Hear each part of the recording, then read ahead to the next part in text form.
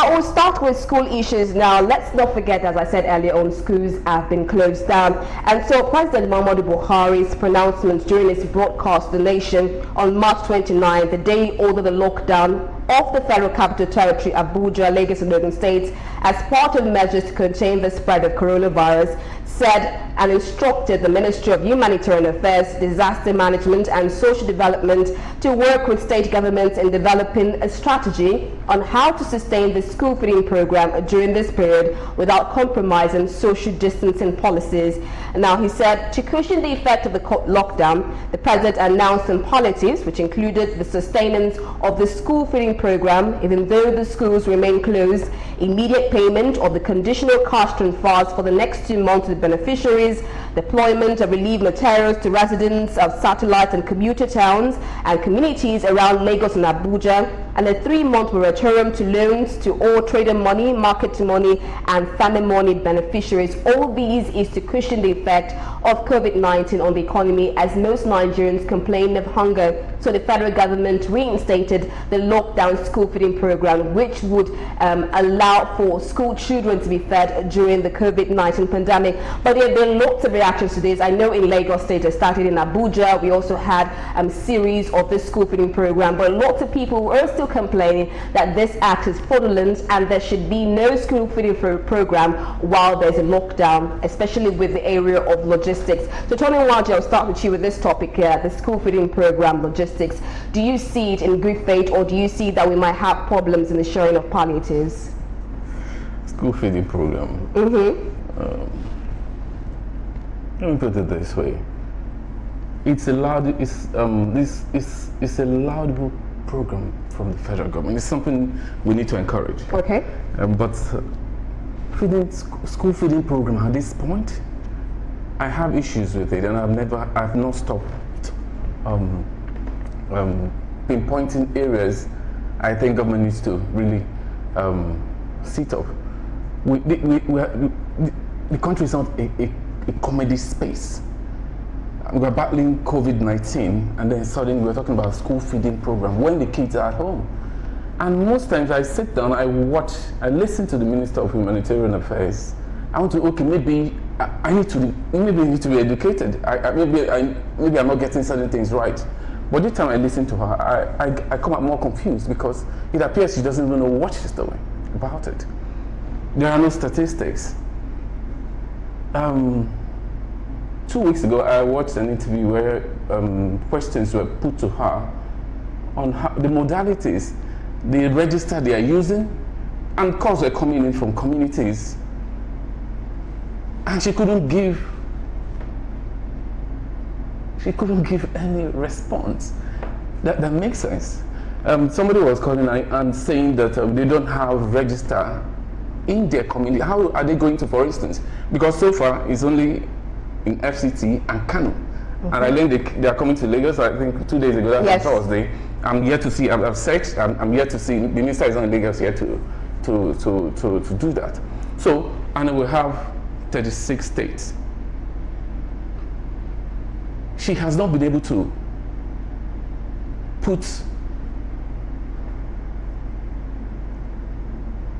she has not been able to tell us exactly how she's going to go about it. I don't see anything wrong in, before you take such a step, sitting down, calling people who matters, who understand this thing better than you. That's okay, we're going to go around the state. We're going to go around the state of the federation. We are not talking about Abuja. We are not talking about Lagos. We are not talking about only Kano. We are going around the states of the federation. How do we reach out to students? I didn't hear that. And somebody asked, okay, how much has the government so far disbursed? She couldn't give an accurate figure. She was saying it's running into millions. So on that, I don't want to look. I'm trying not to sound critical of government on this. As I said earlier, it's a laudable program, but for me, I would have expected the government to wait for schools, for children to come back to school before they kick-started. This is the same country where it was difficult for them to even reach out to students while they were in session. They are not in session now, and I don't understand the rush why you want to do that at this point in time. We are battling COVID-19, and you say you want to. Why are you going to do that? Okay, last week, the one on FCT, I sat down and I followed the story, and I saw what they distributed to parents, and I'm wondering. So they actually gathered some people in a square, and they gave them some bags of rice, beans, palm oil, and some, food seasoning and all that. And they said it's going to last for a month. The egg, I think I counted about 12, half crate of egg lasts for a month, a family of 4. And I'm wondering, we joke a lot in Nigeria. We joke a lot, and that is what I'm not happy about. We don't take things serious.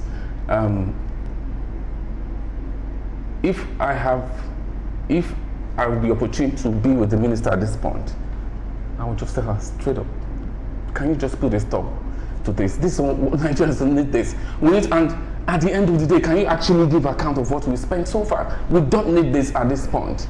Can we just wait after battling COVID? That's not what Nigerians want now. And for me, it's simple destruction. What Nigerians want at this point is that palliative. The lockdown, that first 2 weeks, there was this so much. But it was due to the need for the palliatives that they're actually venturing into the school feeding program. Yes. Because that's what Nigerians are clamoring for. School feeding program for the students. How do they reach out? I want to know how you reach. Okay, the students are in the house. They're in their homes. They were not in school. What I'm trying to say here, when the schools were in session, it was difficult even going around schools to feed them. Now they're at home. What register are you using? What names are you using in reaching out to students who are now in their houses? You couldn't reach out to them in schools. How can we then reach out to them? And we know in this country we don't have data. So how are you achieving this? Okay, all right. Thank you very much, Tony. You've pointed out the problem of logistics and data, non-accountability for this palliatives. Adio, what's your own take on this? First, I think it's a nomenclature problem. It shouldn't have been termed school feeding program in the first place. I think it simply should have been termed, some palliative for low-income families. Because if you looked at the first beneficiaries of the program, you didn't see kids queuing up. You saw parents, men and women who queued to get this food items home. So I think it's a nomenclature problem. It's not a school feeding program. I think it was designed to help low-income families, and it should be branded as such. So there's a wrong communication even from the conception of the program. And of course, that's why it's raised a lot of red flags, because there's absolutely no way that you can monitor the feeding of children from your ministry in Abuja, in Katangura, in Zungeru, and in other places in the country, right from Abuja. It would be totally impossible to do that. But if you had branded it a low-income palliative program for low-income families who have lost their livelihoods, who have been unable to go to farmlands, who have been able to trade, who have been able to earn an income, then we can have a conversation as well. But don't you think that would be like a replication with the other palliatives you're given? Again, that's the problem. There's a lack of coordination here. There's too much. There's a lack of coordination, a lack of coherence. Their communications are completely all over the place. And I think the greatest problem here is the fact that there's a lack of a plan. That there's no exit strategy from this COVID-19 lockdown or interstate travel and all of that. You see, countries are releasing a blueprint and a plan as to how they want to engage going forward after they open up their economy, how they were going to deal with welfare vis-a-vis the opening of the economy and to drive productivity.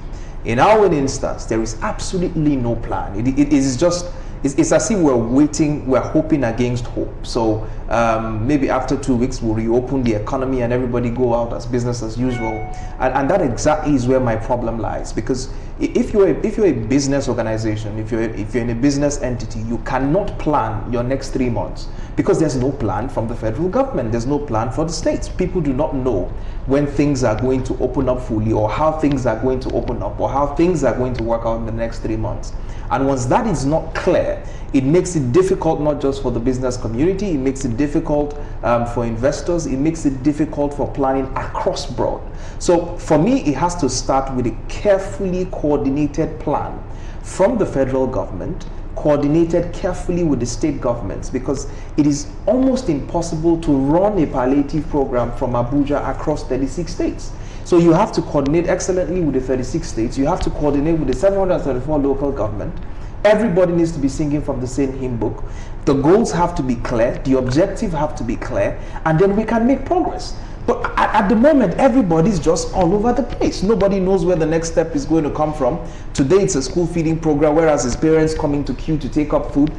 Tomorrow, the NNPC is saying they are putting ₦1 billion to feed people who are stranded coming in from abroad. For goodness sake, we have better things to do with our money. The NNPC is not a caterer. It's not in the hospitality business. Why are you cooking food and housing people who are traveled abroad? We need better use for our money, and that 1 billion could have gone into the healthcare sector to create better value. So I think we really need to have a clear plan as to how we want to move forward during this pandemic, as to how we want to rejig our health systems, to strengthen it, to be more resilient in case there is a rebound of this infection, and how we want to reflate the economy going forward. At the moment, it's hazy.